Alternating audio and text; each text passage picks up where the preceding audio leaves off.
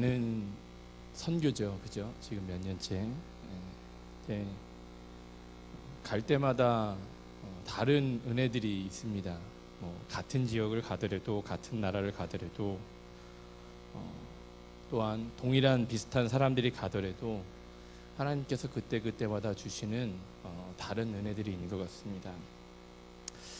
이번 선교지는요, 작년에 갔던 똑같은 나라 필리핀이지만 모든 것이 처음인 것들이 많아요. 왜냐하면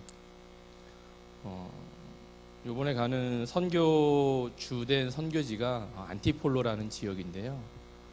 거기에 많은 선교사님들이 있지만 이번에 가는 선교사님은 15년 동안 그곳에서 사역을 하셨고, 그 15년 동안에 이렇게 선교팀이 들어온 적이 단 한 번도 없어요. 그래서 저희가 최초고, 또한 아마 넘치는 교회 역사상 선교팀이 가서 집회를 처음으로 인도하는 걸 거예요. 그죠? 또 담임 목사님이 같이 가셔서 집회 인도 말씀도 전하시고, 그래서 이렇게 처음인 것들이 참 많습니다.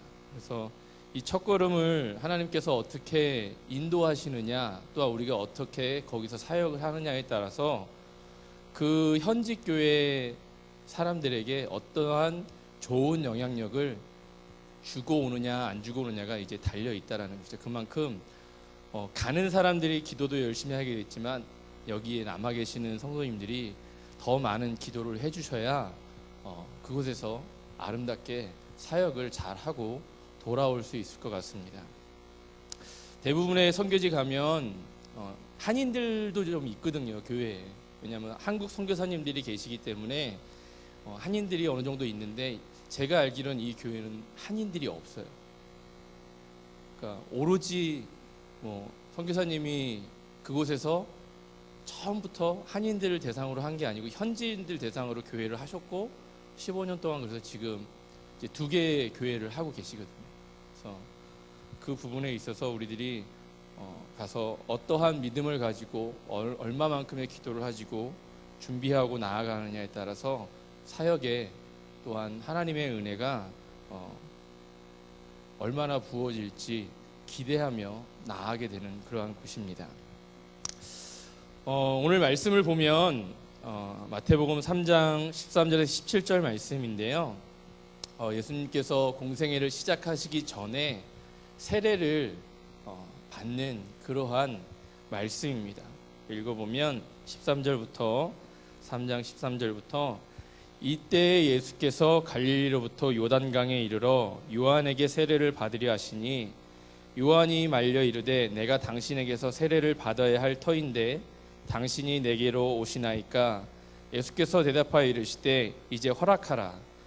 우리가 이와 같이 하여 모든 일을 이루는 것이 합당하니라 하시니 이에 요한이 허락하는지라. 예수께서 세례를 받으시고 곧 물 위에서 올라오실새 하늘이 열리고 하나님의 성령이 비둘기같이 내려 자기 위에 임하심을 보시더니 하늘로부터 소리가 있어 말씀하시되 이는 내 사랑하는 아들이요 내 기뻐하는 자라 하시니라. 그 말씀하고 있습니다. 예수 믿는 사람들이 신앙생활하는 데는 목적이 있습니다. 그 목적 중에 가장 마지막에 있는 것이, 또한 가장 중요한 것이 천국을 들어가는 것이지만, 그 과정 속에서 우리들이 중요하게 또 여기는 게 또 하나가 뭐냐면 예수님의 형상을 닮아가는 것이죠. 예수님의 모습을 닮아가는 것. 그래서 그 모습을 닮아가기 위해서 말씀을 묵상하기도 하고 그 말씀들의 삶을 지켜내기도 하고, 또한 그 말씀을 우리가 내 삶에 적용해서 삶을 살아가기도 하지요. 우리가 하나님의 백성으로 살아가기 위한 중요한 일은 잃어버린 하나님의 형상을 되찾는 것이죠. 우리가 죄를 지음으로 인하여서 하나님의 형상을 잃어버렸는데, 그 잃어버린 형상을 우리가 삶을 통하여서 말씀을 지킴으로 통하여서 다시 회복하는 것, 그것이 또 하나의 목표가 아닐까 싶습니다. 우리는 죄성으로 가득 차 있습니다. 우리 안에는 육신의 정욕, 안목의 정욕, 이생의 자랑 등으로 가득 차 있죠. 근데 이러한 것들은 하나님께서 우리들에게 하나님의 말씀대로 삶을 살아가는데 좋은 것들이 아니라 좋지 않은 모습들이죠. 이런 삶들은 이생의 정욕, 자랑, 안목의 정욕, 육신의 정욕, 이런 것들은 거룩한 삶을 살아가는데 필요하지 않은 것들입니다. 거룩한 삶과는 거리가 먼 것들이죠. 우리가 하나님 나라를 얻고 하나님 나라의 삶을 살아갈 수 있는 길은 전적으로 하나님의 말씀대로 살아가는 것, 또한 그 말씀을 살아가면서 하나님의 형상을 회복하는 것들에 있습니다. 이러한 것들은 세상에서 우리에게 가르쳐주지 않고 세상은 오히려 이러한 것들을 반하게 하는 것들이 많이 있습니다. 오늘 세례를 받으시는 주님의 모습을 통해서 우리가 알고자 하는 것은 왜 예수님께서 공생애를 하기 전에 왜 세례를 받으셨을까 하는 부분입니다. 성경에는 예수님의 탄생과 헤롯의 박해를 피해서 애굽으로 피난 후 돌아오는 사건, 그리고 12살의 절기를 지키기 위해 예루살렘에 올라간 일 외에 그 전에 예수님의 그 성장하기까지, 공생에 사역하기 전까지의 기록이 거의 전무하죠.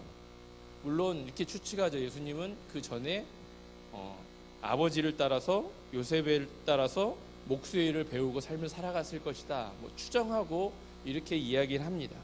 하지만 그것도 단지 추정일 뿐 성경에는 정확히 어떠한 몇 세 때 어떠한 일을 하고 무엇을 하면서 자랐다라는 기록은 나와 있지 않죠. 그런데 분명한 것은 30년 동안 예수님의 활동이나 내용에 대한 구체적인 언급이 없다가 이제 공생애를 시작하시면서는 구체적으로 사역들을 열거하기 시작한다라고 하는 것입니다. 근데 그 공생애를 사역을 시작하기 전에 무엇부터 하시죠? 세례부터 받기 시작하신다는 것이죠. 근데 이 세례라고 하는 것은 무엇입니까? 우리가 구원받은 백성의 징표, 눈으로 볼 수 있는 징표라고 이야기합니다. 그런데 이 세례라고 하는 것은 누가 받는 것이죠? 누가 받는 거예요? 죄인들이 받는 거예요. 오늘 말씀에 보면 이렇게 이야기합니다. 마태복음 13장 11절에 우리가 읽지 않았지만, 나는 너희로 회개하기 위하여 물로 세례를 베풀거니와 내 뒤에 오시는 이는 나보다 능력이 많으시니 나는 그의 신을 들기도 감당하지 못하겠노라. 그는 성령과 불로 너희에게 세례를 베풀 것이다 라고 요한이 이렇게 이야기합니다. 분명히 이야기하죠. 나는 너희로 회개하기 위하여 물로 세례를 베푼다. 즉 죄인들이 세례를 받음으로 인하여서 어떻게 해요? 구원받은 백성이 되고 눈으로 볼 수 있는 가시적인 표현이 될 수 있는 것이죠. 어떤 표현이요? 이제부터 하나님의 백성이다 라고 하는 그러한 것을 보여주는 것이죠. 주님은 죄가 없으십니다. 히브리서 4장 14절에 보면 이렇게 말씀합니다. 그러므로 우리에게 큰 대제사장이 계시니 승천하시니 곧 하나님의 아들 예수시라. 우리가 믿는 도리를 굳게 잡을지어다. 우리에게 있는 대제사장은 우리의 연약함을 동정하지 못하실 리가 아니요 모든 일에 우리와 똑같이 시험을 받으신 이로되 뭐가 없어요? 죄는 없다라고 얘기해요. 죄가 없는 예수님께서 죄인들이 받는 세례를 받으시고 공생의 사역을 시작한다라는 것이죠. 그래서 그것을 알아차린 요한은 이렇게 이야기하죠. 왜 당신이 나에게서 세례를 받냐? 굳이 세례를 받을 필요가 없다라고 이야기하는데도 예수님께서는 15절에 허락하라. 우리가 이와 같이 하여 모든 일을 이루는 것이 합당하니라. 이 요한이 허락하고 세례를 베푸는 장면이 오늘 말씀이죠. 예수님께서는 공생의 사역 안으로 들어오실 그 시점을 알고 계셨고 그 시점에서 출발이 무엇인지를 알고 계셨다라는 것이죠. 15절에 보면 이제 허락하라라고 이야기합니다. 바로 이 이제라는 말로 인하여서 지금부터 뭐예요? 사역이 시작되어진다라는 것입니다. 예수께서 세례를 받으시는 것뿐이 아니라 더 멀리 공생애의 사역을 할 때가 되었다라는 것을 이미 예수님은 알고 계셨다는 것이죠. 이제 누구를 위해서요? 하나님만을 위해서, 아버지만을 위해서 일할 때가 되었다라는 것을 아셨다라는 것입니다. 성경에서는 많은 때를 이야기합니다. 또한 시간을 이야기합니다. 그러나 그 때와 시간을 아는 것은 굉장히 중요합니다. 하나님이 일하시는 때, 또한 내가 그 일하시는 때에 내가 나의 모든 것을 드려야 될 때, 그것들이 정확하게 중요하게 나와 있다는 것이죠. 이것을 깨달을 수 있을 때 우리는 뭐예요? 하나님의 말씀에 순종할 수 있는 거예요. 우리가 아무리 때를 기다리고 하나님의 때를 기다린다고 하지만 이 때를 모르면 어떻게 해요? 내가 순종할 수 있는 기회를 놓칠 수밖에 없다는 것이죠. 교회 안에서는 여러 가지 사역들이 주어지고 일들이 주어집니다. 그때마다 교회에서 우리들에게 요구하는 일들이 있고 사역이 있고 또한 바라는 것들이 있습니다. 그때에 내가 그것에 순종하고 나아가느냐, 그렇지 못하느냐는 어떻게 해요? 하나님의 일하심에 내가 쓰임을 받느냐, 받지 못하느냐의 큰 차이가 있다는 것이죠. 근데요, 오늘 예수님께서는 무엇을요? 자신이 쓰임 받을 그때를 정확히 아셨다는 것이죠. 그래서 그 시작을 무엇으로 시작하셔요? 세례라고 하는 것을 시작하신다는 것입니다. 이제 다음 주면 뭐예요? 선교 사역이 시작되어집니다. 주일날 7시 50분 출발하는, 저녁 7시 50분 출발하는 비행기를 타고 필리핀으로 건너가는 그 순간, 시작부터, 이 교회에서 출발하는 순간부터 무엇이 시작된, 선교 사역이 시작된다라는 것이죠. 그때부터는 이제는 무엇이, 하나님의 말씀에 순종하는 순종의 그 사역의 때가 필요하다라는 것이죠. 그것에 내가 순종하지 않고 뭐예요? 불평을 하고 그와 반대되는 행동을 하고 또한 잘못된 일들을 내 생각과 내 뜻대로 해버리면 우리는 그곳에 나아가지만 뭐예요? 하나님의 일하심에 사용되지 못하는 사람이 되어줄 수밖에 없습니다.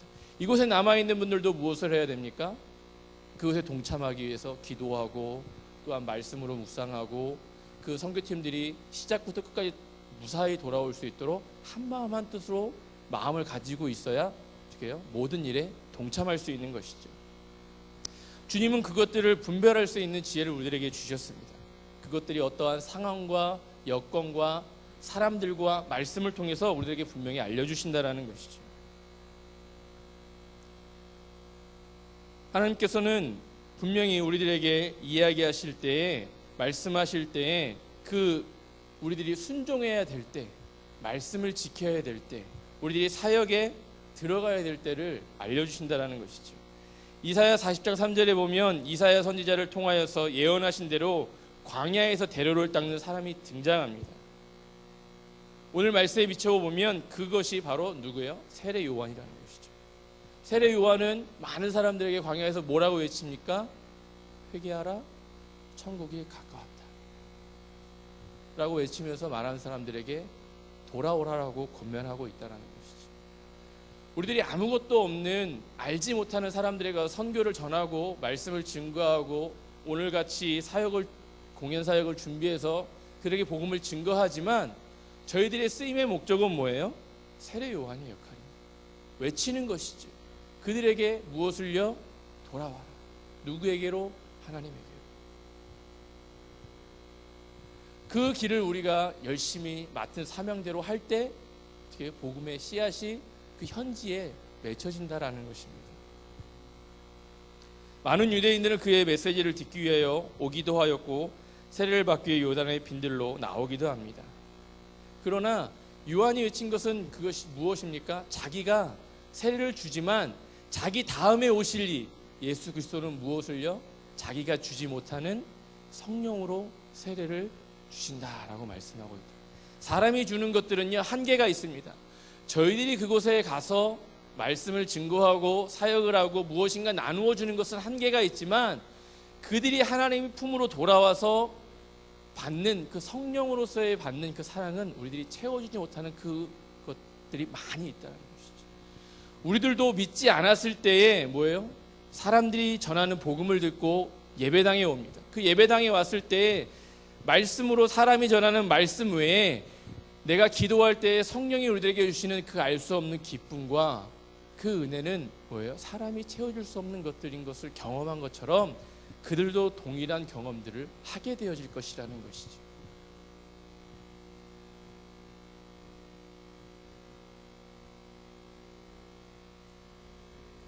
그러한 것들에 우리가 알아야 될 것들이 있습니다. 그것이 무엇이냐면 하나님께서 나를 필요로 하는 그 시점, 내가 주를 위해 나의 자신을 드려야 하는 시점이 우리들에게 분명히 온다라는 것이죠. 지금의 현재 선교팀에게는 다음 주 주일부터가 그 시점이 될 수도 있지만 어떻게 해요? 우리 전체에게는 지금 이 순간부터가 되어줄 수 있다는 거예요. 왜요? 그 선교의 일정을 위해서 앞으로 나아갈 것들에 대해서 뭐예요? 다 같이 기도하고 쓰임받는 그 시점이 지금 이 순간부터가 되어줄 수 있기 때문에 그렇습니다. 우리가 그 시점을 들었음에도 불구하고 그것을 행하지 않으면, 우리의 삶으로 반영하지 않으면 결국은 이것은 아무 소용없는 일들이 되어지기 때문에 그렇습니다. 예수 그리스도께서는 그것을 정확히 아셨기 때문에 세례 요한에게 세례를 받으시고 또한 자신의 사역을 시작하셨습니다. 그래서 주님은 그 시작을 위해 어떻게 해요? 당신의 길을 예비하는 세례 요한에게 세례를 받으시고 자신의 사역을 시작하셨다는 것이죠. 우리는 이렇게 기도할 때가 많이 있습니다. 내가 계획하는 것들, 내가 시작하는 것들, 내가 진행하는 그 모든 것들이 어떻게 해요? 하나님께서 나를 움직이는 시점이라고 생각할 때가 많이 있습니다. 그러나 우리의 마음은 어떻게 해요? 변합니까? 변하지 않습니까? 쉽게 변하고 순간순간 상황에 따라서 또한 어떠한 여건에 따라서 수시로 바뀌는 게 우리의 마음이죠. 우리의 마음이 얼마나 이랬다 저랬다 하는지 모릅니다. 그럼에도 불구하고 우리는 내가 마음 그 먹은 모든 것들이 뭐예요? 하나님의 뜻이다라고 생각할 때가 많이 있다는 것이죠. 과거의 구약 시대의 말씀처럼 하나님께서 직접 현현하셔서 우리에게 이것을 해라, 가라, 멈춰라 현현하시지는 않습니다. 그러나 우리에게 분명히 주시는 사인들이 있다는 것이죠. 그것이 무엇입니까? 말씀을 통해서, 또한 내 주변의 사람들을 통해서, 내 상황의 여건들을 통해서 우리들이 그것을 민감하게 기도하는 그 시점을 생각하는 사람들은 그것을 알아챌 수 있는 계기가 온다라는 것이죠. 바울을 보면 그런 것들이 있는 것 같습니다. 바울이 예수님을 믿고 즉각적으로 복음을 전하려고 했지만 교회가 그 바울을 받아주지 않죠. 그래서 그는 아라비아 광야에서 3년, 그리고 이방인 교회인 고향인 이방 교회인 다소에서 머무르죠. 그 머무르고 있는 동안에 누가 찾아옵니까? 바나바가 찾아옵니다. 안디옥 교회가 부흥하자 바나바를 함께 일을 동역자가 필요했고, 그때 바나바는 다소에 있는 바울을 찾아가서 안디옥 교회로 데려오면서 바울은 거기에 순종하면서 그의 사역이 시작되어진다는 것이죠. 여러분, 우리의 삶을 드려야 될 때가 있습니다. 우리의 삶을 헌신해야 될 때가 있습니다. 우리의 삶을 모든 것을 내려놓고 하나님께 집중해야 될 때가 있습니다. 그 집중해야 될 때, 그때가 우리가 기도할 때 그때를 하나님께서는 알려주시고, 또한 그때를 통하여서 우리들에게 역사하신다라는 것. 또한 그 시기를 알 수 있는 방법은 뭐예요? 우리가 늘 말씀을 묵상하고 하나님께 기도하기를 전념할 때 그 때와 시기를 알 수 있다라는 것이죠. 하나님께 열어주시는 나의 환경, 나에게 붙여주시는 사람, 여러 가지 정황으로 내가 새롭게 헌신하는 수 있는 그 시기가 찾아올 때 우리는 헌신할 수 있어요. 28명이 다음 주에 선교팀으로 떠나지만 이들이 그냥 가고 싶다고 해서 가는 것이 아닙니다. 내가 돈이 있다고 해서 갈 수 있는 것도 아닙니다. 이 중에는요, 부모님이 믿지 않는 아이들도 있고, 또 어떻게든 설득해서 자신이 뜻하지 않은 일들로 해서 가는 경우들도 있습니다. 그러나 분명한 것은 그 가는 시기를 정하고 그 가는 때를 정하고 그 모든 것들을 감당하기 위해서 하나님이 역사하시는 그 개입이 있다는 것이죠. 그것을 받아들이고 순종할 때 어떻게 해요? 갈 수 있는, 그 때를 정확히 인지하고 있다는 것이죠. 하나님께서는 우리의 여러 가지 상황들과 여건들을 통해서, 또한 여러 사람들을 통해서 우리를 움직이기를 원하고 계십니다. 그 움직이기를 원하시는 그것에 내가 순종하며 아멘으로 나아갈 때 하나님이 일하시는 그 때에 우리가 정확히 사용되어질 수 있다는 것입니다. 주님, 내가 여기 있습니다. 나를 받아주시고 나를 사용하여 주시옵소서 라는 고백이 우리들의 삶에 있어야 합니다. 우리가 이러한 것들을 하기 위해서는 깨어서 늘 말씀으로 기도하고 묵상해야 된다는 것이죠. 또 오늘 15절에 보면 예수께서 대답하여 이르시되 이제 허락하라. 우리가 이와 같이 하여 모든 일을 이루는 것이 합당하니라 라고 말씀합니다. 그래서 모든 일을 이룬다는 것은 하나님의 뜻을 이룬다라는 것이고, 그 하나님의 뜻을 누가 이룹니까? 우리들이 이룬다. 하나님이 직접 현현하셔서 모든 것을 다 행하시는 게 아니라 누구를 통하여서? 사람을 통하여서. 필리핀 마닐라 안티폴라라는 지역에, 그 지역에 넘치는 교회 선교팀이 가서 도착해서 기도하고 많은 하나님의 말씀을 증거할 때 그 팀의 각 구성원들을 통하여서 하나님이 일하신다는 것이죠.